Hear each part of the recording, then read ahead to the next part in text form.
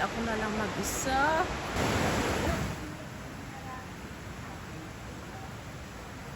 Alam nyo guys, may nagsabi talaga sa akin na sayang daw yung panahon tsaka yung pera pag naglalabas tayo sa mga ganitong lugar. Para sa akin lang naman, pag napupunta dito sa mga ganitong lugar, nakakawala talaga ng stress, ng pagod, nakakalimutan natin yung mga pinagdaanan natin.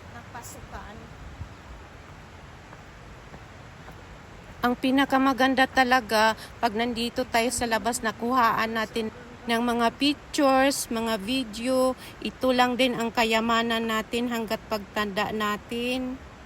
Ang sarap talaga ng feeling pag naglalakad tayo sa mga ganitong lugar. Meron dito guys na malapit na malaking waterfalls. At kung nakikita nyo sa paligid, marami talagang mga puno at meron din tayong maupuan ng mga bench sa unahan. Kailangan lang natin, tinitingnan natin minsan yung likod natin sa unahan. Baka merong beer. Tingnan nyo yung paligid guys. Ang ganda. At lalo na sa daanan natin kasi minsan may tumawid na ahas. Ang pinakamaganda dito guys, lalo na pag autumn na season, kasi ang gaganda ng mga dahon, ang ganda ng iba't ibang kulay.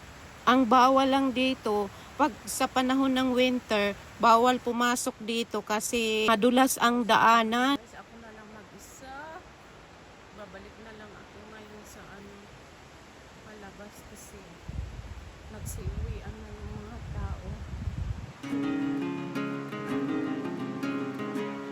Gusto ko talaga dito guys, pag lalo na pag summer, kasi kung mainit man sa lugar namin, pag pupunta tayo dito sa Numata, malamig ang simoy ng hangin. So samahan nyo ako guys para makalanghap tayo ng preskong hangin.